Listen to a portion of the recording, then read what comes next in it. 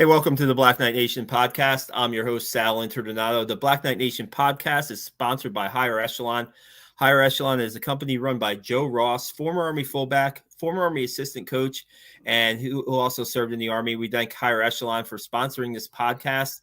And this is going to be a fun one for us and also you guys watching right now. We want your interaction with this podcast. The best football games you've ever seen at Mikey Stadium, best Army football games at Mikey Stadium.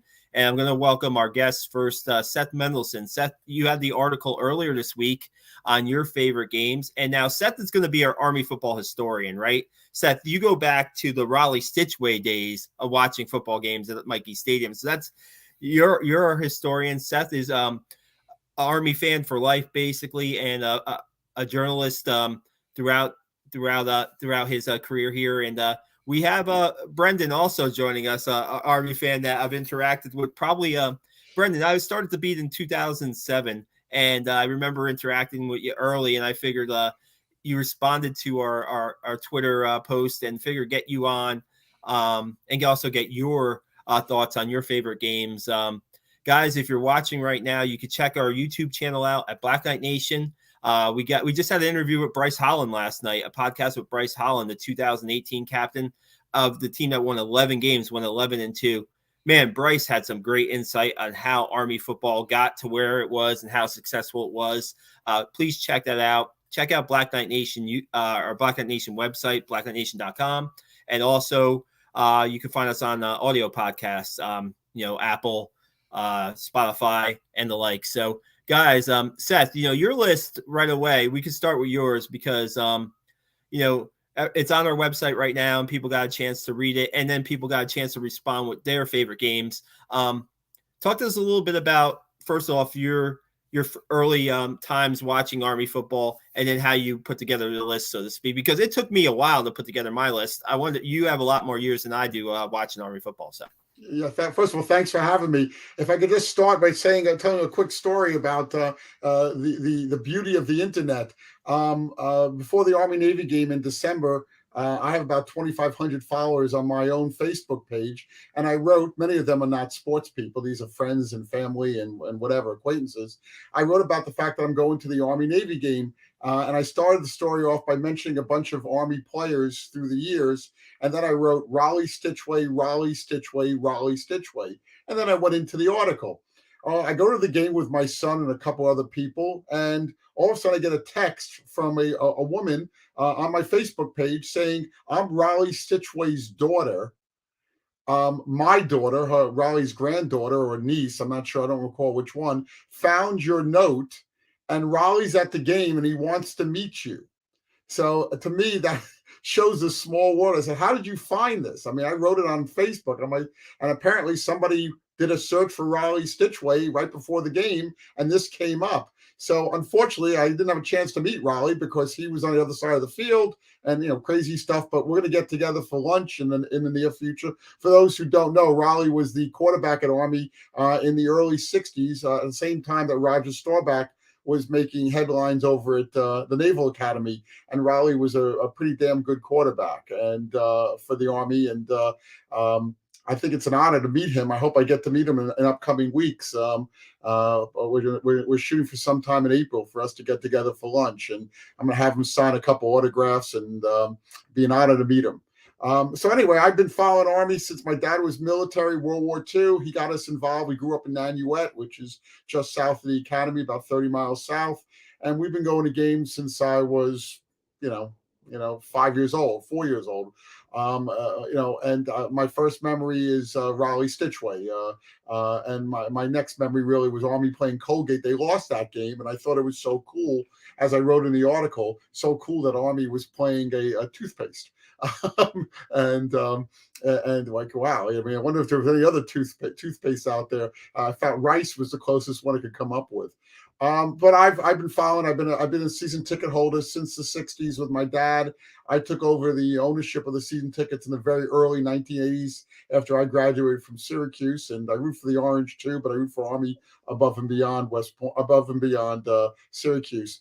And I've been to most of the games. I've definitely been to several hundred games at the Academy. I follow them around the country a little bit. Try to go to a game every year or so. Been all over the place: Texas, California, Michigan, Boston College. I saw him play, and I just love West Point football, and happy to see the team winning these days. There was a long stretch in, as we all know, from the late 90s until about 5-6 years ago where we weren't winning. So I came up with my list. I have 5 of the best games, and as Sal knows, I also have 2 of the worst games that I saw at West Point. All these games were played at West Point. I was in attendance for every one of them except for the 2020 games against Navy and Air Force, where none of us were allowed to be there. I wish I could have snuck in. So you want me to get going on my games? Sal, you're on mute.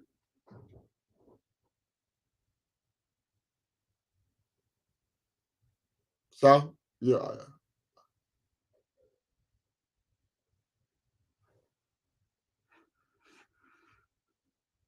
I can't hear you. Brendan, can you hear Sal? No, Brendan, I'm sorry. Talk a little bit about how your Army fandom started. So I if I remember correctly, I think this was Seth's number 1 game. So I grew up in North Jersey in Bergen County, still live there, and always kind of had a familiarity with West Point. I mean, I'm assuming you can't do this these days, but when I was really young, my family, we would just go up and picnic on post on the river, and watch the Metro North trains go by across the river. But so I'll just set the scene. So I was 12, and the year before, my family had switched churches, and a guy that we met at the new church was an Army season ticket holder, similar to Seth's family. The tickets were generational in the family, and so he invited my dad and I to go to a game. And I had never been to a sporting event quite like that before, but so it was Thursday, October 7th, 1999, against Louisville. I believe still the only Thursday night game in Mikey Stadium history. And it might be, yeah. Yeah. And I mean, I was excited because I was 12 and I knew I was going to get to stay up late and, eat popcorn and drink soda and all that good stuff. But I later on, I ended up going to college and getting a history degree. But so that was something I was already interested in as a kid. So the history of the place, meant something to me already. And then, it's like you're there at night and you have guys parachuting into the stadium and, cannons going off after every touchdown and all of this kind of, all of these things around the game. And then the game itself, was a double overtime thriller. So, crazy. I mean, I don't know any 12-year-old boy who wouldn't be hooked after that experience. Yeah, Seth, talk about that. That game's number 1 on your list. Talk about that. Now it's interesting, right? Because we're talking. Well, that year, Seth, that's not. That's still Bob Sutton coaching the team, or is that? 99 was. I think Sutton was still there in 99. Yes. Yeah, so that's a Bob Sutton coach team, and I mean that's a Mike Wallace's where he really had a breakout game, right? I tried to get in contact with Mike Wallace for the podcast. So a little late on that. Maybe we can get him on one of these times. It would be interesting to see his take on that game. That was a wild game with Louisville. Louisville quarterback Chris Redmond at the time, or no? I'm trying to remember. I have to go back. They kept so I was able to go back and watch. Somebody sent me a copy of the game years later, and I've watched it a couple times since. And yeah, during the broadcast they kept cutting to like, oh, like now he's here, like now Redmond's number 7 on the all-time charts, now he's at number 6, and so on and so forth. Yeah, he Well, was. I mean, He was. it was the first Thursday night game at West Point. It was the ESPN, or it was some special game that everybody, a national game. What people don't really remember about it is that Army was winning 45-17. At the half. That was, yeah, and they were cruising, and I remember the guy sitting behind me. He was a high school coach at Ramapo High School, one of the assistant coaches, I believe, Ramapo High School in Rockland County. I didn't know him. He was sitting behind me, and I said to him, "Don't go anywhere. This game isn't over yet."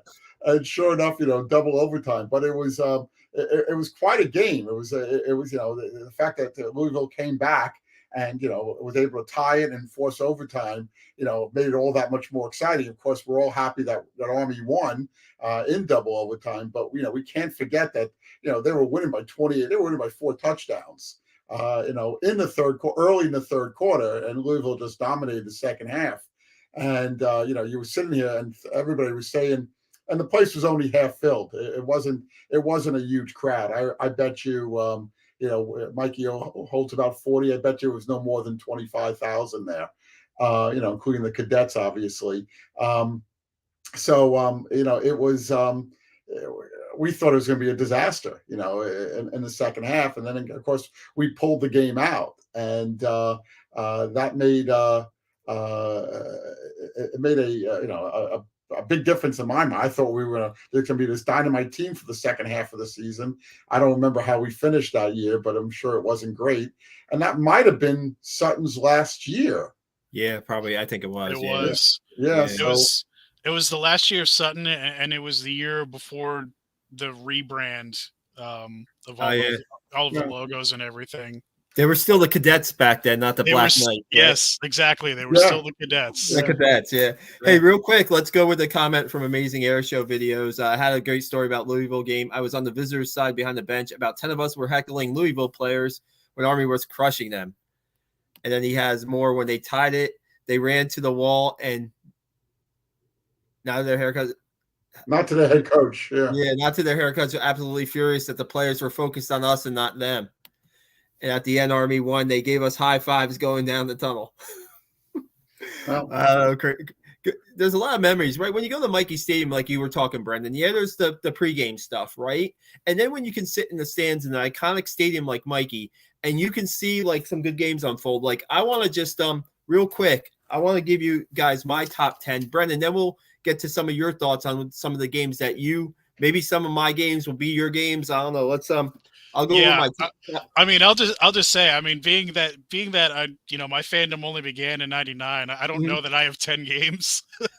I have maybe 5. Okay. So I'll just kind of chime in if we have any overlaps. Yeah. Well, mine start basically 2007 when I started the beat. I was telling Seth real quick story. My first game I've ever covered at Mikey Stadium, ever been to Mikey Stadium, was 2000. It was the first year of the coach we don't mention too much on this podcast name, and they beat Tulane. I saw he won 5 games at Mikey as an Army football coach. I covered 2 of those games, and they were both against Tulane in 2000 and 2001. So I don't know many people that can say that. I don't know. That's not really one of my crowning achievements covering Army football, but let me get to my top. Let me get to my top 5, and then I'll let you chime in, Brendan. My first one is the miracle at Mikey in 2007 when they played Tulane, and Kevin Dunn comes off the bench and he throws a Hail Mary pass to send the game into overtime. Army ends up beating Tulane. I think just the story there with Kevin Dunn, he hadn't played really a lot during the season. He's, I guess there were a couple injuries at quarterback, and he comes in and he leads Army to a victory. I believe his brother was a player on the team too, a tight end, and he was put on a player's shoulders at the end of the game and celebrated. My number 2 is Temple against Temple in 2017. Kelvin Hopkins comes off the bench. Another quarterback situation coming off the bench. 91 seconds left. They have to drive 79 yards to tie the game. He hits Jermaine Adams with a touchdown pass in the corner of the end zone. Army wins 31-28.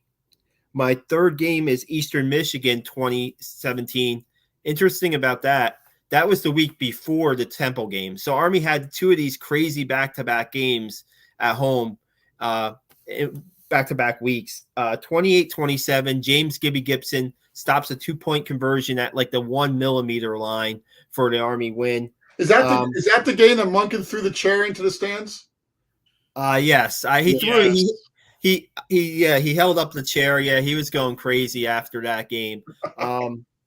My fourth game is Miami of Ohio the next year, 2018, 31-30, double overtime game. Elijah Riley makes stops I believe a 2-point conversion. It was. Yeah, with the help of Javari Bordeaux, and that game 2 overtimes. Now I battle for 5 and 6 here. Now I don't know if you guys were in attendance for any of these, but one is this year that just passed. That Wake Forest game was nuts. That Wake Forest game was absolutely crazy. 70-56, most points scored in a football game at Mikey Stadium, most total yards.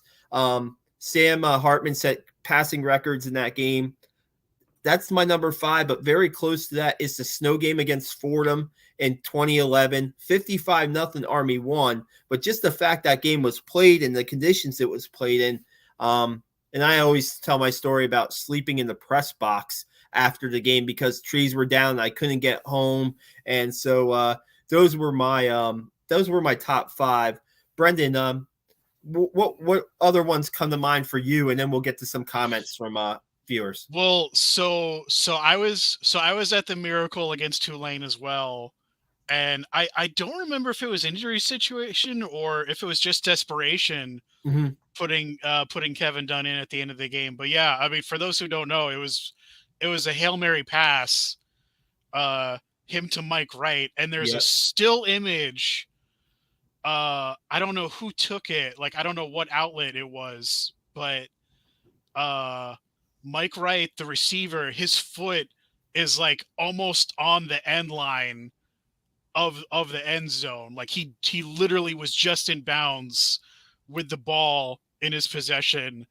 And then they still had to kick the extra point to tie the game. So that was definitely a wild one.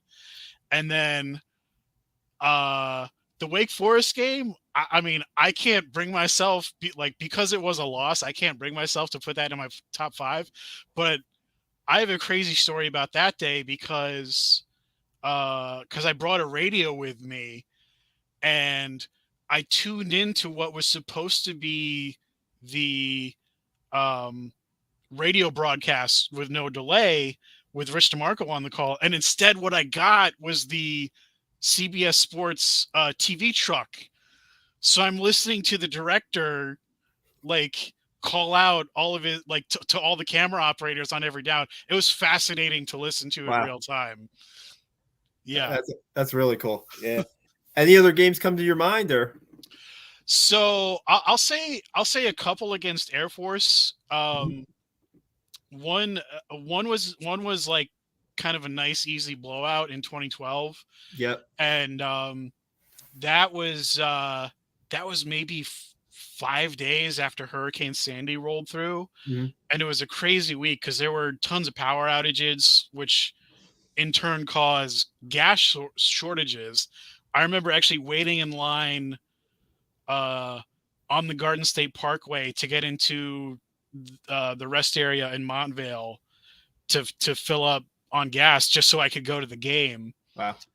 And oh man, I think it was 2018 against Air Force. Yeah, because they already had they had won the trophy. They had won the CIC the year before. So by beating Air Force in 2018, they made sure that they would retain it. And I remember I took a picture of it in the I want to say the third or fourth quarter. There was like I was in the upper deck, and so looking towards the northeast end zone, I could see out over the Lusk, and there was a rainbow. Nice. Over the Lusk. So yeah, that's a couple favorite memories for me. You guys mentioned the Wake Forest game. I was in a traffic jam getting into the stadium. I missed the first quarter of the game. And you missed a lot, yeah. I did. I missed a lot. I got there with about a minute left in the first quarter. The traffic. I was at the gate, 30 cars, 50 cars behind at 11 o'clock, maybe even before that, 10 to 11. And we parked at about quarter, and I have a good spot to park, I thank God. So I was able to get to the game quickly. But I finally went around the traffic and came a different way and whatever. And as far as that game where after Hurricane Sandy, I filled up in Pennsylvania, knowing there would be no gas. I drove my car with like a quarter tank.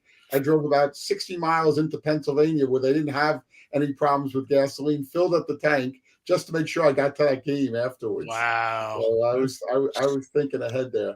That's crazy. Let's get to a couple comments, and then Seth, we'll get to your list more in depth in your list. Here we go. Amazing Air Show video say Army Air Force 1996, one of the top games. I just posted the link for this podcast about an hour ago, and Ben Kotwika, the 1996, one of the captains of the 1996 team, mentioned this game as one of the top games at Mikey Stadium. Granted, he played in the game. Granted, he beat Air Force that day. So that's one that's come to mind. We have Jason McElrath saying Army Lafayette 1990. Seth, does that ring a bell? I think that's the game where Lafayette took the lead with about a minute left, if I have it right. And not a good Lafayette team, but I think they went up like 35 to 30 or something like that. And Army scored with a minute and a half left on the scoreboard. I think that might be the game. And I remember sitting back then, I sat on where the cadets sit now, on about the 30-yard line at the top row. And I was like there with a buddy of mine saying, I can't believe we're going to lose this game. And I remember the starting guard on Lafayette, big guy, was like making fun of the Army cadets, kind of like running over there after they scored their touchdown or field goal. I don't recall what they scored to go ahead. But Army ended up winning that game with no time left. I was relieved because Lafayette is not in our league, obviously. Yeah, or should be in our league at least. Yeah, walk-off win, like Army had the walk-off win in the bowl game against Missouri this year. Another one for Amazing Air Show videos, he was Miracle at Mikey. He's at the 10-yard line in the stands when that pass was thrown. I thought he was out for sure. Great play. He says the snow game is another one of his favorites. And here we go, Jason McElrath saying Army Cincinnati 2004. That was our first win after the 0-13 season. The week before, Army almost was beating a decent TCU team. Yeah, and I was at that game against TCU. I was heartbroken. We were winning, I think, 17-14, and they scored. I took my son to the game with me, and he became an Army fan briefly. He's no longer an Army fan. I have to force him to go to the games now. But he became an Army fan briefly because at that game it was so exciting. And unfortunately, we lost the game. And the following week, Cincinnati came in and we beat them. And I just remember some comments from the Cincinnati fans about, because I sat there with some fans of Cincinnati, the Bearcat fans around me, and they were completely embarrassed. They were losing to a team that had lost, at that point, 15, 16, 17 in a row. Yeah. They weren't too happy about that. But that was a big win because, we needed to break that streak. And I think did we win 2 games that year or 3? I think it might have been 3. I think 2004 was 2-9. They beat Cincinnati, and then the next week beat South Florida on the road. Okay, Carlton Jones, right, with a big game. Yeah, from Carlton Jones. Yeah, because Tyler Robinson had 5 touchdowns against Cincy, and then Carlton Jones had 5 touchdowns against South Florida the next week. Yeah. Tyler Robinson ended up going to Duke, I think, transferring to Duke. He did. Yeah, he was a talent. Here you go. Walking encyclopedia of Army football. I think we're talking about Seth and Brendan here. I think we're talking about both of you guys. I don't know about myself. He got the particulars down better than I do. I'm more of a guy who watches the game. I don't know who. I mean, I have to go back to the 80s to remember some of these names, but that's the guys I really paid attention to. The 80s. How about this game with Bill Murray? Bill Murray, that was the Wake Forest game. I'm guessing Bill Murray was that, right, or no? I think it was after that. Yeah, I do too. I don't think it was that game. Was it? Was it the not when they played like Bucknell or something? Bucknell was too late. It was before Bucknell. It was, I think, the game right after Wake Forest. Okay. Yeah, well, I don't have it in front of me, but yeah.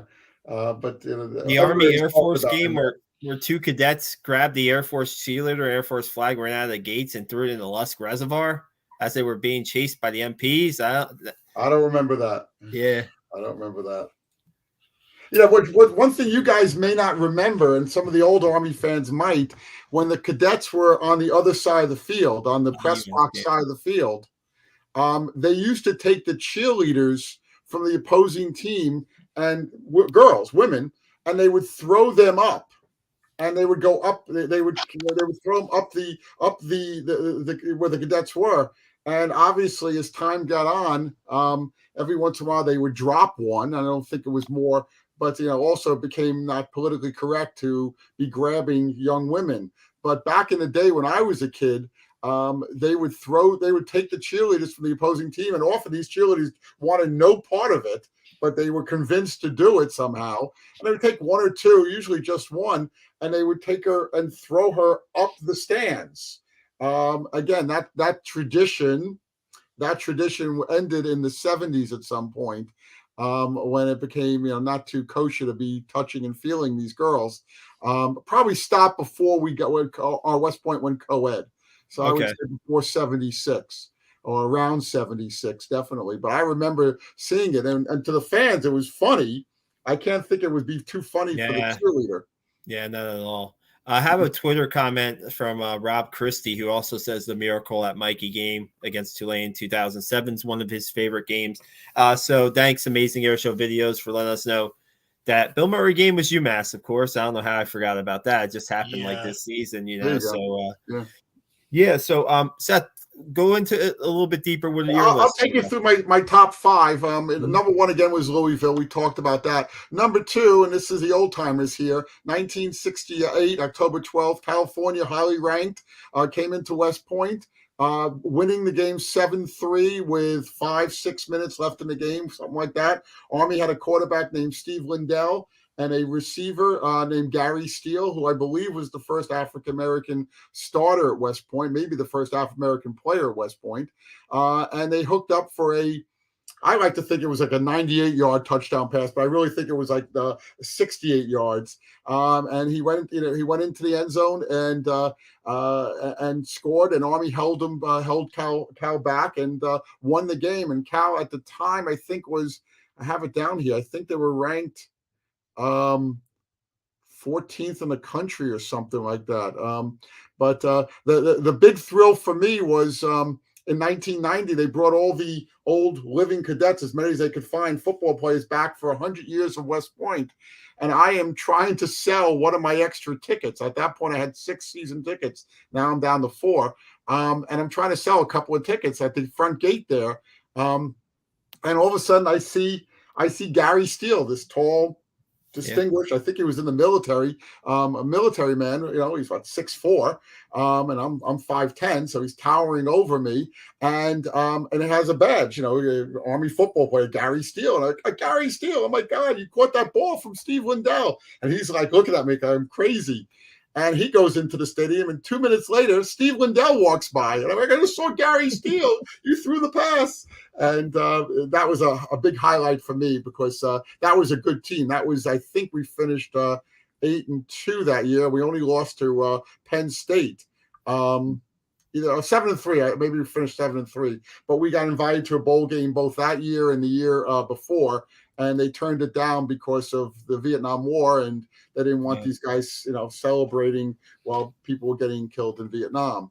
And so we had a chance to go to the Sugar Bowl one of those years and play, I want to say LSU, but it was a major bowl. Back then, there weren't many bowl games, or maybe a half dozen to 8. And the Sugar Bowl was a major bowl, and we had to turn it down.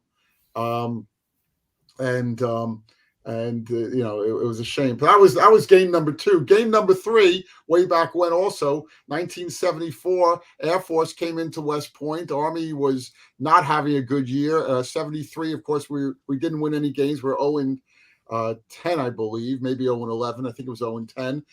We won 2 games in in 74 against Holy Cross and Lafayette, not good teams. And then Air Force comes in. They weren't that good either, but they're beating us. And with no time left, Army puts in one of my favorite quarterbacks, Lehman Hall, who is this tall guy, about 6'7", and he goes as a freshman. I believe he was a freshman, and he goes down the field to get us into position for a game-winning touchdown. A guy named Mike Marquez, 33-yard field goal as time expired to give Army the win. Now, the game was played in November after daylight savings time, so it's already getting dark. The lights that we have now were not there then. They had some lights, but not many, and it was getting dark. The crowd was hysterical. It was a big crowd. I would say, 35 to 40K in the stadium. And this guy kicked a perfect a field goal to win the game for Army as time expired. That was, to me, a huge win. I think Navy clobbered us a couple of weeks later, but 19-0 or something like that. That's the year before they beat us 51-0 when we didn't win a game. Number 4, Boston College and Army, October 12th, 1985. We had a good team. We had a good team, but we didn't beat anybody. We were playing Penn, and I think Rutgers we beat, and Yale. I'm looking at Western Michigan, Penn, Yale, and Rutgers. And nobody was taking us serious yet. And BC came in a year after Doug Flutie, I believe. I think Flutie was had just graduated. And it was a night game, Saturday night game, I believe. And we killed them 45-14. It wasn't close from the start. And then the last ones is a tie. It's the 2020 games against Navy and Air Force. I wasn't there. None of us were. Sal, I don't know if you were there as a member of the press. No, but Seth, I think you probably snuck in there. You just don't want to tell us. Just don't want to reveal I that. You've got all these there. games, so I think you probably snuck in. Which game was in the fog? Which was that the Navy game in the fog? Yeah, it was Navy. Yeah. I would have loved to have been there. I would have done anything to have been there. But of course, I watched on TV with the rest of us, and it was a big win for us. And I have Navy friends of mine who are Navy fans who claim, it's not fair. It was a home game for Army. And that benefited us greatly, but I think we had a good team. And of course, the great Air Force game, we're all sitting there biting our fingernails, hoping for a win, and we got that. So those are my top 5. I'd like to share real quickly my bottom 2. Is that okay? Absolutely. Let's hear it. My bottom 2, and again, this is me being at the stadium. Number 1 was the Nebraska Army game in 1972, which I believe was opening day, September 23rd. That's how late they used to open. And Nebraska Army, people were talking about Army giving Nebraska a great game. I think they had Johnny Rodgers there, the Heisman Trophy winner. The game was over pretty much midway through the first quarter. We lost 77-7. I believe we were losing 77-0. Maybe 70-0 when we scored a late touchdown. And the 2 things that stick with me on this game is that it was pathetic. With 3 things, it was pathetic. 2, the story goes that Nebraska ran up the score because one of the assistant coaches on Nebraska played for Villanova in 1944. It makes sense year-wise. It's 33 years later, so he'd be in his 50s. And Army beat Villanova 83-0, kind of ran up the score on them. A game at Mikey in the 40s during the war years. And this guy convinced the coach, it wasn't Tommy Osborne, it was a guy before him, to just keep the starters in longer than they would have normally. And then the second game, I should add that the following week we were 30-point dogs to Texas A&M in College Station, and we won the game. What do you think? That was 70. I think that was 72. 72. Yeah, we finished 6-4. And 6-4, and they won the inaugural CIC. Yes, they did. But it started with 77-7. Yeah, Air Force was ranked that year, and we beat them. They were ranked. I think it's the last time Army has beaten a ranked team. Yeah, it still is. Yeah, AP ranked team, because people always argue a couple of years ago when they beat Navy. Navy was not an AP ranked team. I believe they were coaches, or they were the whole committee, right? It was the CFP rankings, which honestly I don't count as canon. So the other worst game was September 7th, 2002. Army was I believe it was opening day again. Army was being talked about as being a bowl-bound team with our new coach, who we don't mention. His second year, I guess it was his third year there, and this was the year that Army was going to break through. The New York Times did an article about it that morning. I read it. I was super psyched. At that point, my seats, as they are now, were right behind the Army bench, and a kickoff return for a touchdown, I think, started the game. I believe it was a kickoff return that started the game. And I remember our coach's face. He kind of was there, a dazed look on his face as far as I was concerned. And I said, oh boy, this is going to be a long season. And of course, it was a long season, and it got worse the next year. But of course, I still to this day don't know how anybody can run a pro set offense with smaller players like we did. Like he insisted on running, which I think set us back about a decade. So those are my two worst games at West Point. And believe me, there were other games where we struggled, but those two stand out. Let's get to some comments real quick. Actually, Jason McElrath said the Army Lafayette game he was talking about was in 1992.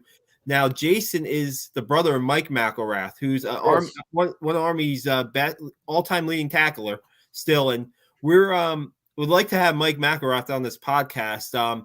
Tried to reach out to him recently. So, Jason, maybe if you can send him that message that we'd like to get him on here. Steve Anderson and I would like to get him on here to talk. He's one of the best Army defensive players to play at West Point. We'd like Jason, I got to add that I remember your brother very well, and he was spectacular player. Came back into administrative position at West Point too. Within the last decade, I believe. I remember seeing him too. Came back to West Point. Now here's a game that I don't know if Brendan and I didn't see this game. I know, I did. Did you? Randy Moss put out a show at Mikey Stadium. I believe it was one of the first games in 1997. I believe. It was opening day. It was opening day, at least opening home game in 1997. Again, we had high hopes after the 96 season where we went 10-2. Lost in a bowl game, lost to Syracuse with Donovan McNabb up there, and then lost to Auburn in a game that we could have won. But we were all excited. Randy Moss was playing for Marshall, and I believe it was the first play from scrimmage about the 6-yard line. In my opinion, he jumped over the entire Army team and raced for a touchdown. I think he caught a screen pass, or it might have been a pitch out. But as far as I'm concerned, he literally jumped over everybody and unstoppable, and they beat us up pretty bad. This is a game that I have on my list, believe it or not, at number 9. Terry Baggett, when he set the Army single-game rushing record against Eastern Michigan. It was in 2013. It might be a game that maybe flies under the radar to some Army fans. But, man, Terry Baggett, we've had him on the podcast. What a game he had. 304 yards, just kind of owned Eastern Michigan. And Terry Baggett was one of the guys that I think Brendan and Seth, if I'm not correct, I believe his senior year was Monken's first season. So yes. It was a little bit of a change in coaching staffs and a little bit of change and somewhat a little change in philosophy. And sometimes Terry Baggett might be a guy that, sometimes might not get the credit that he really deserves. He was a great athlete. He was great. I always tell this story, and anytime I talk to Terry about this, when he was in high school, he also played basketball. And when he was in high school, his basketball team was really good. And they went up against Anthony Davis, who's now an LA Laker, before Anthony Davis's growth spurt. And Terry Baggett was guarding Anthony Davis in high school. That's how really good Terry Baggett was an athlete. And man, that's a game now I remember, the individual effort of Terry Baggett. And I'm trying to think of other games from Army where they had good individual efforts. Well, we had that fullback, stocky guy. Was it Mooney or Rooney? Oh, Colin Mooney. Yeah, Mooney had a big day. I want to say against Louisiana Tech. It was 2008, I believe, was his senior year, and that's the year really he got most of the run where he set the single season Army rushing record. Yeah. I remember. You know what? I don't know. I'm going to type it in right now while we're talking. I want to say That was definitely at Mikey Stadium. Louisiana Tech 14-7. I must be thinking of it. Yeah, Maybe it was Tulane. Yeah, it probably was, man. How many of these wins are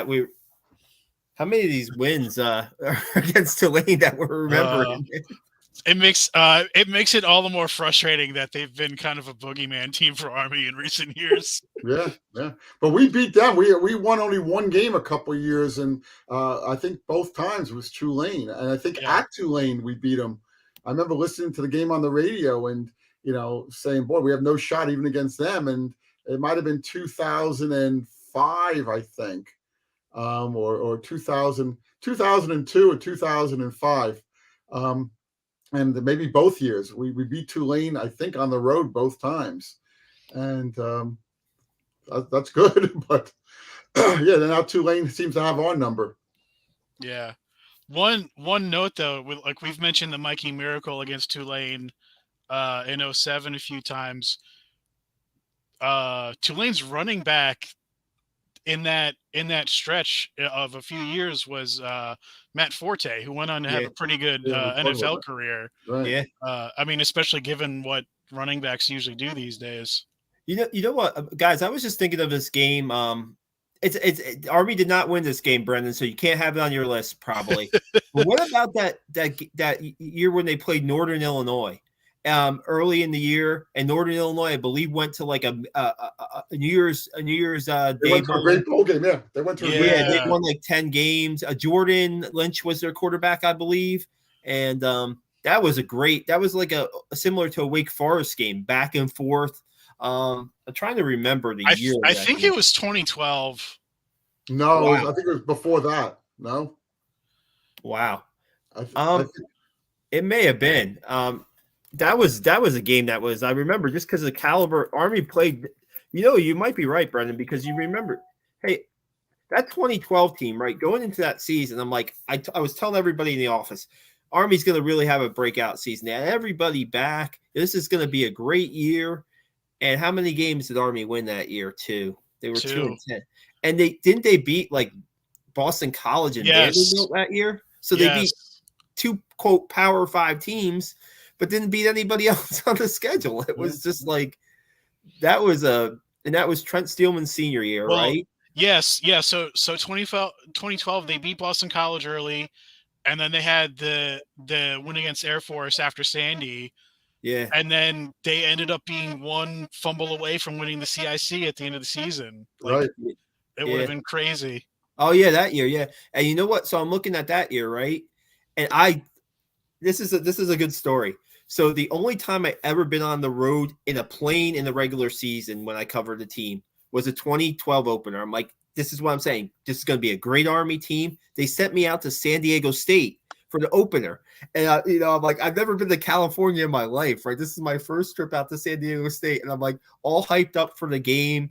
And then San Diego State it was one of those games that was over at halftime. Was it like 35-7 or something like that? It was like 42-7. Yeah, and it was just like, man, it just nothing went right for them that game. And I'm like, I convinced the newspaper to finally send me out to a game at San Diego State, and Army just laid an egg, right? They just laid an egg. And the funny thing, not a good story there is I'm back in my hotel room. Got to get out within 2 hours to get my flight back home. And I'm talking to my wife at the time, and we haven't come up with a name for my daughter yet. My daughter's now 9. So my wife came up with the name Emma June, and I said, bam, perfect. I'm in a hotel room in San Diego. And that's when the name finally came to fruition. And so that's a memory for me. It's a road game. I felt the need to tell that story, guys. But what I want to congratulations on your daughter. That's great. Yeah, thanks. I think we've had some bad luck in scheduling. I remember back in the 90s, we were playing Duke, and Duke was terrible year after year. And we were playing them. It was a Thursday night game down in Duke. And I'm saying to myself, okay, they're terrible. We have a chance here. And they blew us out, and it was on national TV. And I was like, oh, great, this is going to do, terrible for recruiting. And then we played a couple of years later. We played Boston University, who was a nothing Division I AA school back then. They called it. Now it's FCS. And they don't have a team anymore. But we played them, and they had this dynamite team, and it was a close game, as I recall, but they won. And I'm like, wow, we're losing to Boston University, not even Boston College. And then a couple of years later, they dropped. They had a terrible team a couple of years later, and they dropped football and never to pick it up again. They used to play in the old Boston Braves baseball stadium, where the Boston Braves play Nicholson Field.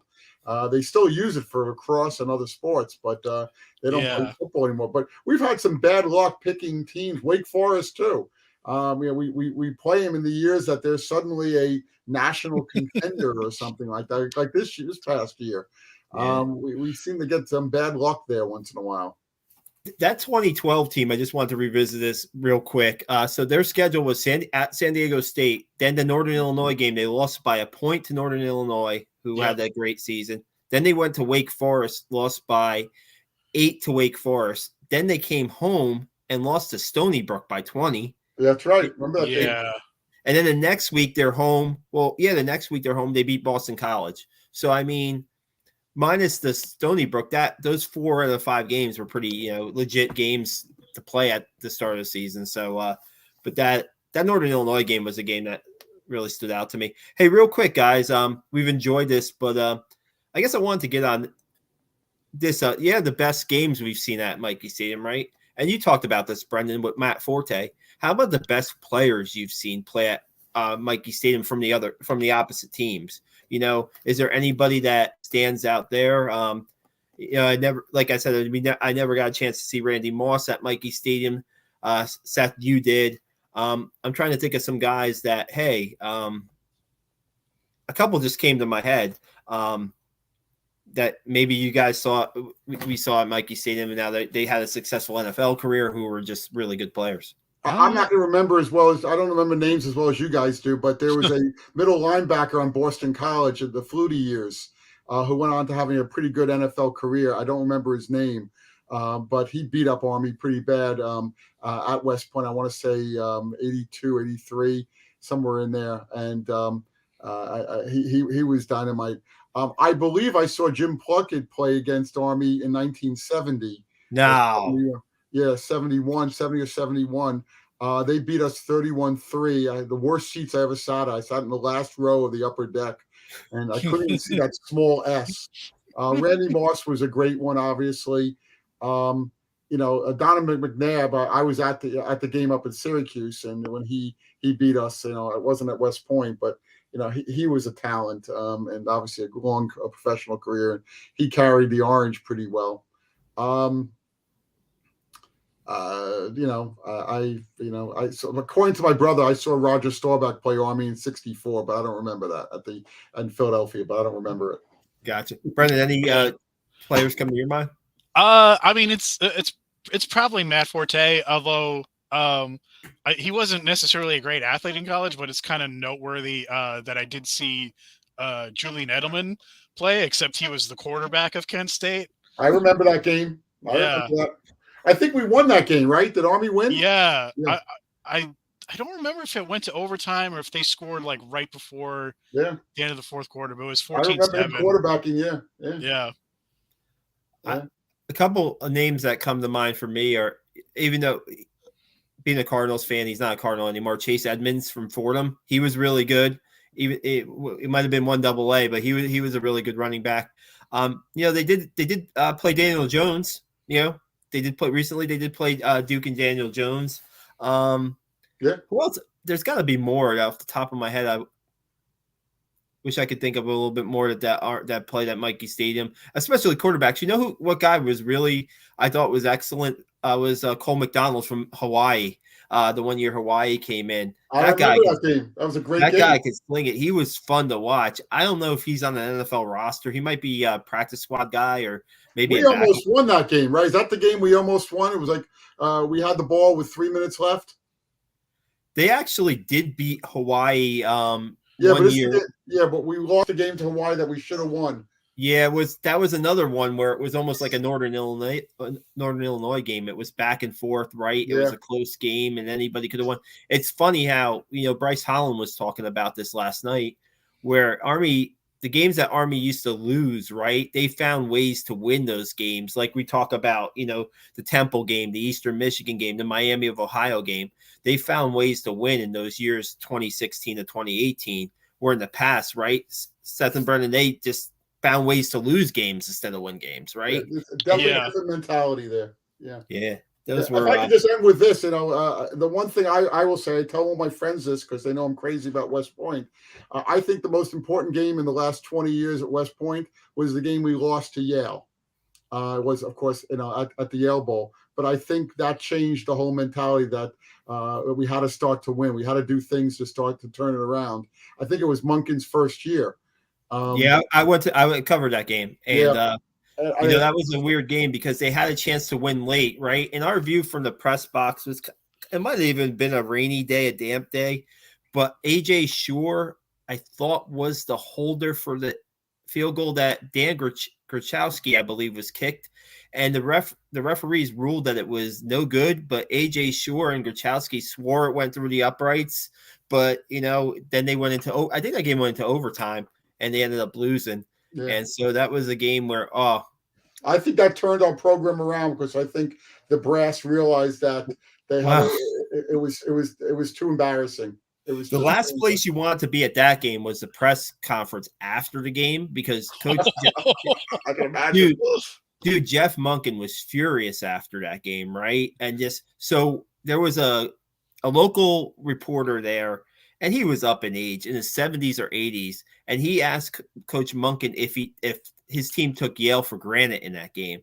And that was the end of it. I mean, he just blew a stack. And there was almost a little like after the press conference is over, there's a face-to-face. And it's just like, that wasn't a good day in Army football. But you're right, it just kind of changed. Maybe that was one of the games that changed everything around. Yeah. Brendan, we really appreciate you hopping on, man. We gotta have you on a little bit more often. You got some knowledge there you're dropping. Oh man, I mean, if we ever do favorite road games, I could probably do a solid top 7 for that. I will say the one because again, it's not something I'd put on my list, but it's probably something we should mention. I think it was like late September 2005, Friday night against Iowa State. Army had a 21-14 fourth quarter lead on a ranked Iowa State team.